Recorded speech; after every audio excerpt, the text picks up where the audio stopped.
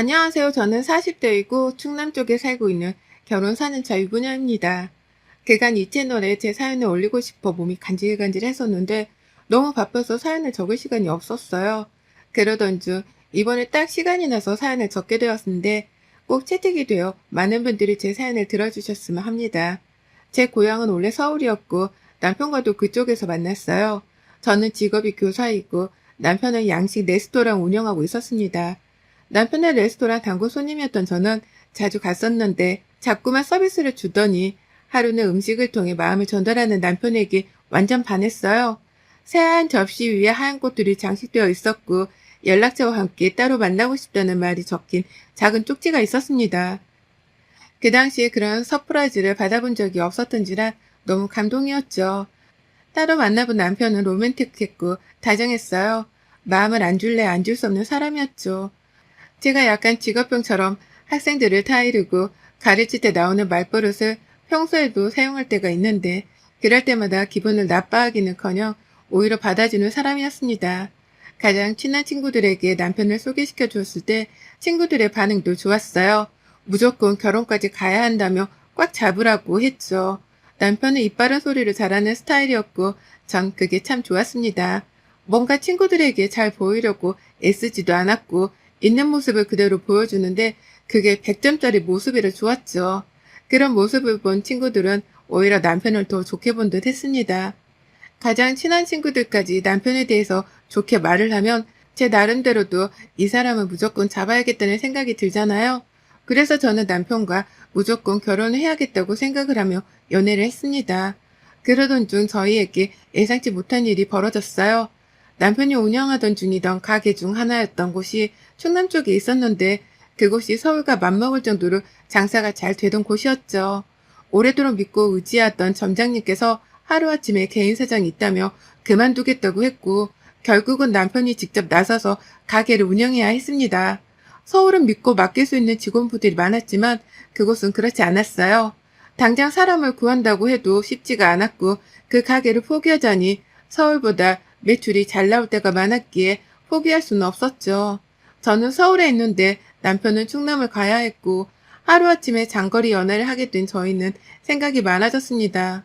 이때가 연애한 지가 한 2년쯤 되었을 때라 슬슬 결혼 준비를 하려고 했거든요.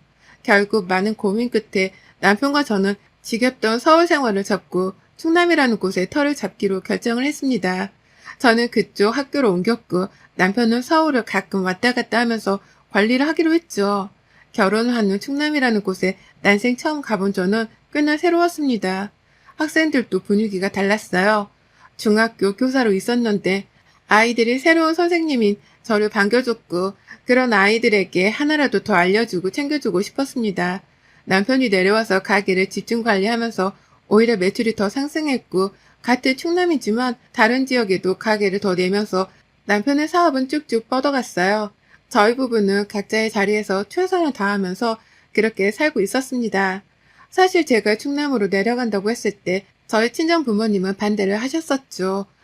연고도 없는 타지살이가 어디 쉬운 줄 아냐면서 혹여나 부부싸움이라도 하면 그렇게 힘들고 서러울 텐데 어쩌려고 그러냐며 반대를 하셨어요.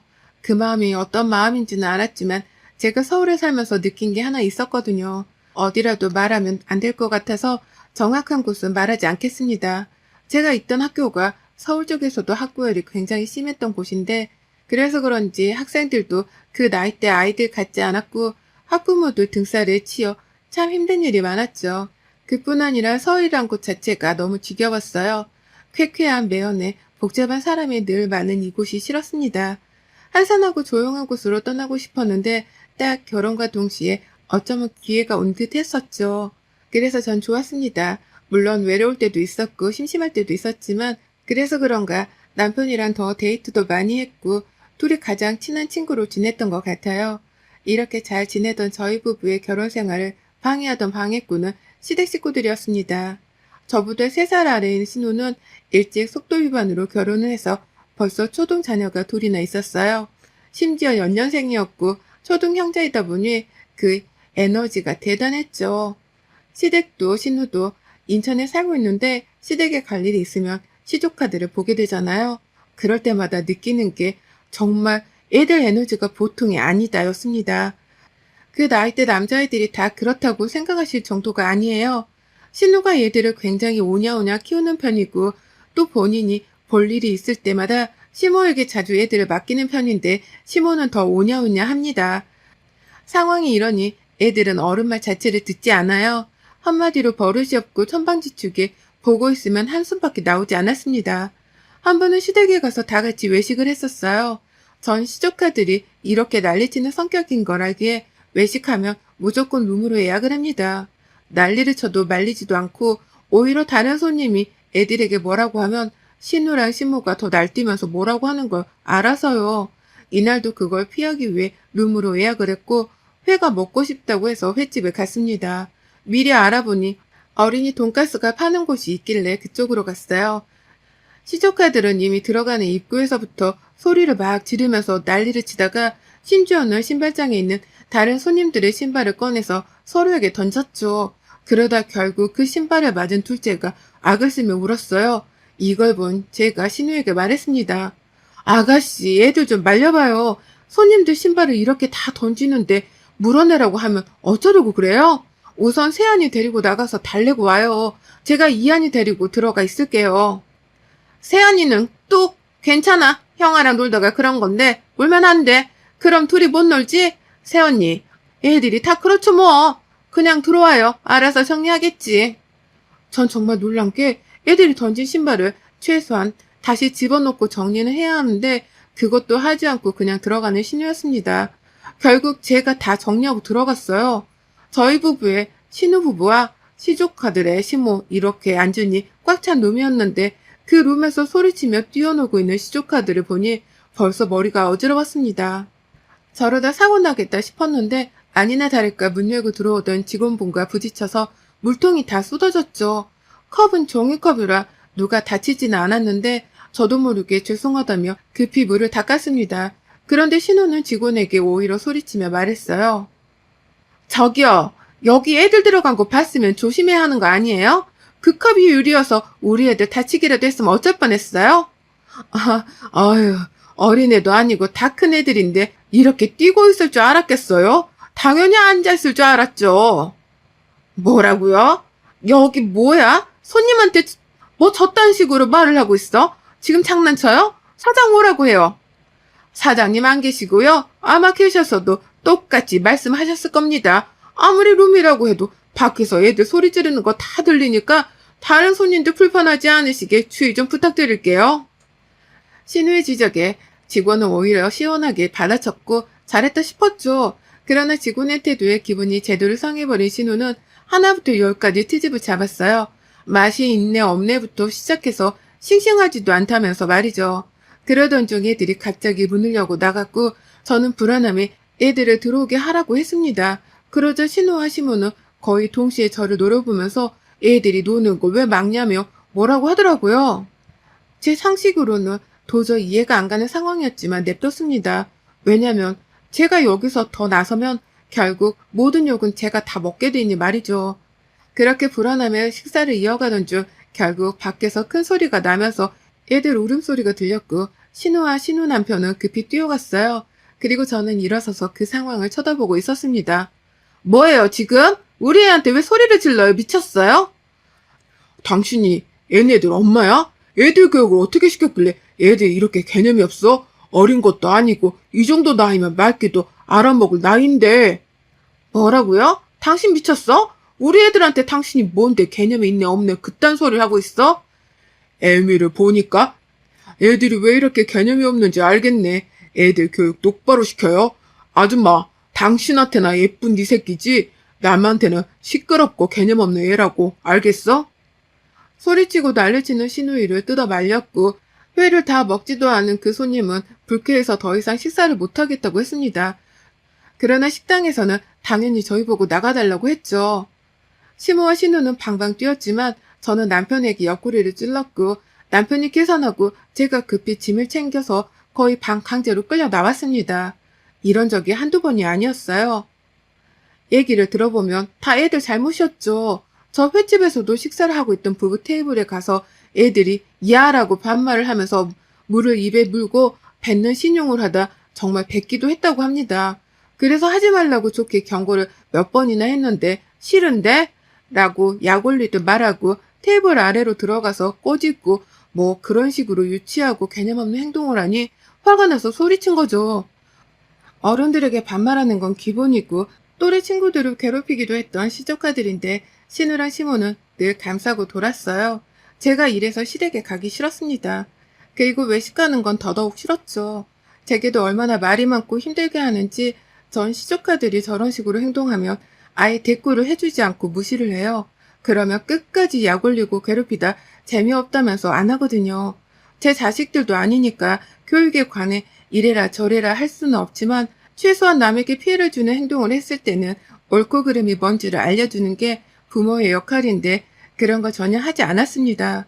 제 성격상 자주 배회했다면 벌써 폭발하고야 말았을 건데 오히려 거리가 멀어서 자주 못 보니까 신우랑 크게 싸우지 않고 있었어요. 그리고 또 웃긴 건 신우는 한 번도 서울에 살아본 적이 없습니다. 인천에서 쭉 살았어요. 그런데 결혼 후 충남에 살고 있는 저를 약간 무시하며 말했습니다. 나는 진짜 시골에서는 절대 못 살겠던데 새언니는 참 대단한 것 같아요. 서울이 괜히 좋은 게 아니잖아. 편의시설도 그렇고 다들 어떻게든 올려오르고 애쓰는데 어떻게 반대로 새언니는 시골로 갔는지 난 아직도 의문이야. 지방이라고 해서 다 시골이 아니에요, 아가씨. 거기도 다 사람 사는 곳이고 별반 다를 게 없어요. 아가씨가 말하는 정말 그런 시골은 저도 안 가봤고 안 살아봤어요. 어쨌든 시골은 시골이죠. 그런 총구석에 있으면 안 답답해요? 친구들은 뭐래요? 우스갯소리로 뭐 촌년이라고 안 놀려요? 제 친구들이었으면 촌년이라고 했을 건데. 네? 아니 그렇잖아요. 시골 총구석에 살면 촌년 아닌가? 새언니는 교사라는 사람이 나중에 애 미래는 생각 안 해요? 얘를 그런 총구석에서 낳고 뭐 어쩌라고요? 공기 맑고 경치 좋은 그런 시골은 가끔 여행으로 가고 사는 건 서울에서 살아야죠. 아가씨, 서울에서 살아본 적 없잖아요. 근데 왜 말끝마다 서울해요? 그게 더 촌스러운 것 같은데? 뭐라고요? 인천이나 서울이나 똑같죠. 새언니가 사는 총구성이라고는 격이 다르죠. 예, 예. 그 말도 뭐예요, 지금? 저 무시해요? 무시라기보다는 웃겨서요. 정작 서울에서 태어나고 30년을 넘게 살았던 저는 아무 말 안 하는데 서울에서 단 하루도 안 살아본 아가씨가 맨날 서울 하면서 저를 촌년이라고 하니까 좀 웃기지 않나? 아님 말고요. 누가 보면 서울 땅이 다 신호가라고 생각할 정도로 서울 부심을 부리며 저를 무시했습니다. 그러나 타격감은 없었고 그냥 웃겼습니다. 한편으로는 얼마나 나를 까내릴 게 없으면 겨우 저런 걸로 공격할까 싶기도 했죠. 이렇게 신우와 저는 앙숙 사이였고 그 가운데 낀 시모는 말을 아끼는 편이었으나 결국은 신우 편이었어요. 제게 뭐라고 하긴 했으나 막 대놓고 엄청 뭐라고 못하는 게 저희 부부가 시모에게 매달 용돈을 드렸거든요. 역시 현금이 최고라고 용돈을 드리니 자주 안 가도 연락을 자주 안 해도 뭐라고 하진 않으셨습니다. 남편은 늘 제 편을 들어줬고 제가 나서지 말라고 했어요. 정말 나서야 할 때나 말할 테니 그때 나서고 그 외에는 절대 아무 말도 하지 말라고 했죠. 그래서 정말 아무 말도 하지 않고 늘 묵묵히 곁을 지켜주며 눈으로 욕해줬어요. 그러던 중 평소에 별로 연락도 하지 않던 사이인 신우가 먼저 전화가 왔습니다. 뭔가 느낌이 서늘했지만 받았어요. 새언니 저예요. 별일 없이 잘 지내고 있죠? 네, 무슨 일 있어요? 뭐 꼭 무슨 일이 있어야 전화하나요? 그냥 뭐 새언니 잘 지내나 궁금해서 해봤죠. 부탁할 게 있나 봐요? 새언니는 그냥 돗자리를 펴요. 어쩜 그렇게 촉이 좋대? 나 지금 온몸에 닭살 돋았잖아. 정말 대박이다. 뭔데요? 언니네 학교 여름방학이 다 다음 주 맞죠? 네, 근데 왜요?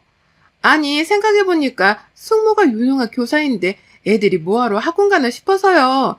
우리 애들 방학 동안 언니네 보낼 테니까 공부도 알려주고 그 시골 동네에서 자연 체험인가 뭔가 그런 것 좀 해줘요. 아가씨, 지금 그걸 말이라고 해요? 방학이라고 제가 놀겠어요?